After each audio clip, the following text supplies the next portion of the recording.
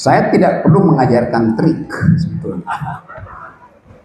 Karena itu menunjukkan orang yang perlu trik itu orang yang kurang, sehingga mesti di backup dengan trik.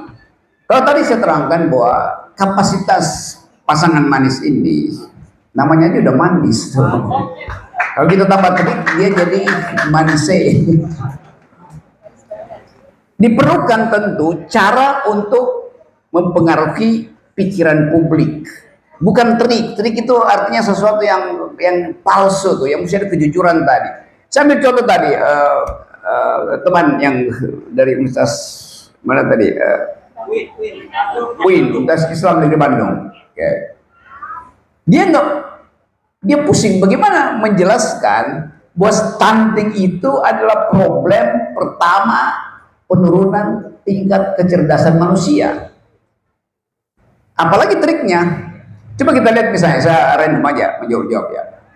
Jadi kalau data sudah bicara, tidak perlu lagi trik. Yang penting adalah menguatkan argumentasi itu.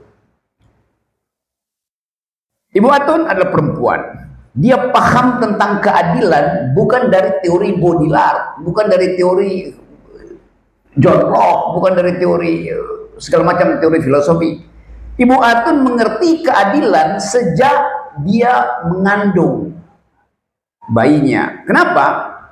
Karena waktu seseorang ibu di rahimnya ada jabang bayi, calon bayi, calon manusia, Ibu Atun sudah membagi nutrisinya dengan bayinya tuh.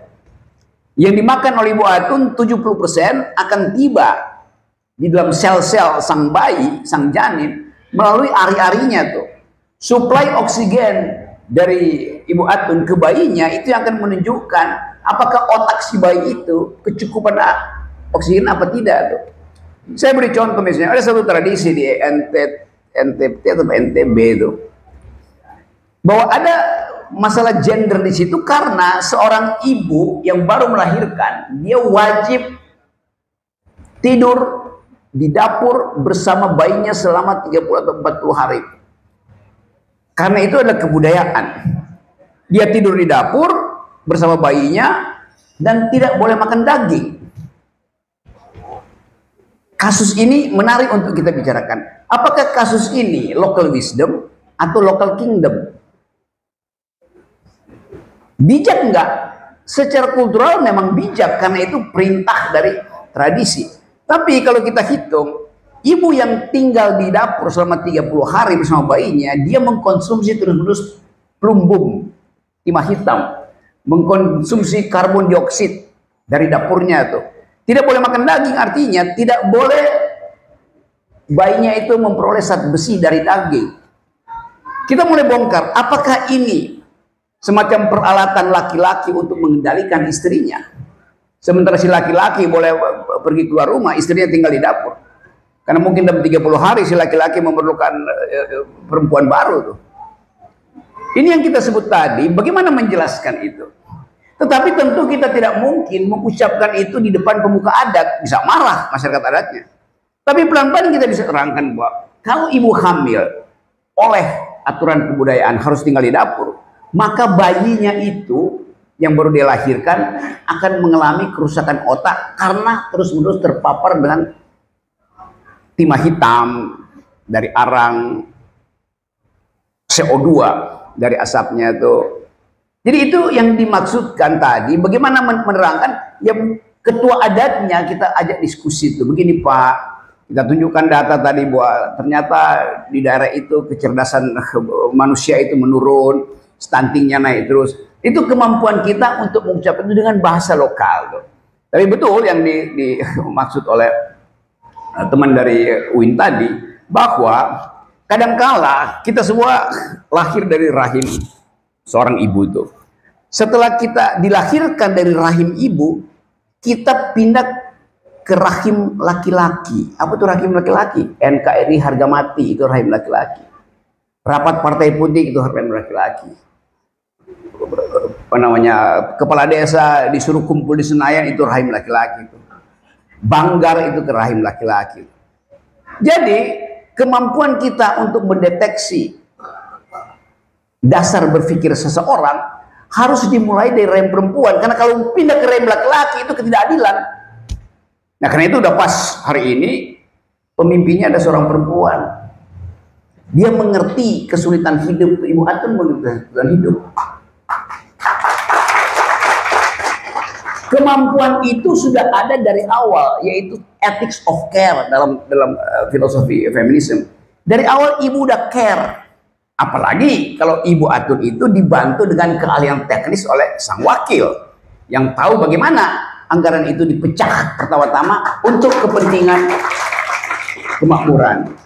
Jadi kalau ditanya tadi misalnya, ini ada pelabuhan yang potensi untuk jadi hub menghubungkan ekspor impor antar daerah misalnya. Kenapa Pelindung melarang itu? Periksa undang-undang yang hanya boleh diatur secara sentral cuma dua, soal keamanan dan soal keuangan di undang-undang kita. Kalau kita sebut otonomi daerah, termasuk keinginan daerah untuk memperoleh pendapatan berdasarkan kalkulasi dia sendiri. Pelindo itu BUMN yang sekarang jadi perusahaan yang berbisnis itu. Dan bisnisnya itu CSR-nya, bayangin, bisa Pelindo adanya di Lombok Barat, CSR-nya tibanya di Solo, di Gibran. Kan kacau jangan pikirannya kan. Itu yang mesti kita bersihkan tuh. Nah, ini pentingnya pemimpin berikut itu, kalau saya usulkan nanti, pasangan manis ini setiap 10 hari beritahu pada publik, setiap 10 hari ada public expose tentang semua hal. Bukan di situ kita dipaksa untuk melayani Jakarta tuh, padahal kita otonom. Supaya wartawan juga tahu bahwa ada masalah baru yang menjadi tradisi di Lombok Barat untuk lakukan public expose. Begini-beginian aja kan, rakyat datang, rakyat bicara tuh. Kenapa itu nggak bisa dilakukan? Bisa kalau ada inisiatif dan pemimpin. Saya beri contoh misalnya. Kira-kira 1-2 bulan yang lalu saya ada di Sydney, ibu kota Australia. Saya turun di bandara, malam hari sepi bandara itu. Dulu bandara Sydney buka 24 jam, semua pesawat bisa turun di situ. Saya tanya kenapa sekarang bandara Sydney dibatasi sampai jam 10 malam. Kata mereka, rakyat di kota Sydney, saya temui dia bilang begini, kami rakyat Sydney, kota Sydney, mengajukan petisi pada wali kota Sydney untuk menutup bandara jam 10 malam. Kenapa? Karena kami tidak mau tidur di atas kami masih ada burung besi beredar terus-menerus tuh, bunyi, bising, polusi tuh. Dibikin kalkulasi. Kalau bandara itu tutup, 20% pendapatan kota Sydney hilang dari aktivitas bisnis di bandara. Taruh pada rakyat. Rakyat bilang, kami lebih memilih tidur nyenyak daripada dapat uang dari bisnis yang membuat kami tidak bahagia di malam hari. Coba bayangin. Kalau sehat ya. Dalil itu diajukan pada gubernur, wali kota Sydney. Gubernur bilang masuk akal, dibatalin itu. Jadi kota itu kekurangan pendapatan, tetapi kelebihan kebahagiaan. Itu dasarnya tuh. Hal yang sama bisa didalilkan dalam banyak hal tuh. Itu artinya pemimpin mengerti kebutuhan rakyat, bukan kebutuhan pemerintah pusat. Pemerintah pusat akan bilang, oh Pelindo itu ada tempat pajak dapat segala macam. Oh iya, tapi parkirannya itu nggak sampai ke rakyatnya, diserap oleh Pelindo kan. Itu pentingnya logika semacam ini dibuka ke publik tuh. Sehingga kalau dibuka beginian, misalnya pers akan beritakan, oh Ibu Atun itu bukan berupaya untuk menghalangi kebijakan pusat, tapi ingin membahagiakan rakyatnya. Nah, itu dasarnya tuh. Nah, kalau itu diucapkan, bukan cuma Lombok Barat yang mampu untuk kami otonom, itu daerah-daerah lain juga akan ikut. Kan banyak sebetulnya daerah itu yang kurang ajar, kami dieksploitasi oleh pusat, oleh BUMN pusat. Padahal ini adalah bagian dari kekayaan kami. Nah, itu pentingnya mengucapkan secara final, otonomi artinya hak sepenuh-penuhnya pengaturan keuangan daerah dan menerima kekurangannya dari pusat. Kenapa? Karena daerah menyumbang pada pusat. Pusat itu kan kosong. Pusat itu cuman komputer yang ada isinya tuh. Uang dari di pusat itu datang semua dari daerah tuh. Jadi itu pentingnya ada pembicaraan akademis supaya kita mengerti bahwa Lombok Barat sudah menumbuhkan akal sehat itu, dan itu akan mengganggu pemerintah pusat nanti itu. Tapi kita harus percaya Prabowo dengan menteri-menterinya juga akan berubah cara melihat daerah itu. Kenapa? Ya karena pusat juga kehilangan kemampuan untuk menghasilkan kelebihan anggaran dari utang untuk membantu daerah. Maka karena itu inisiatif daerah menjadi penting.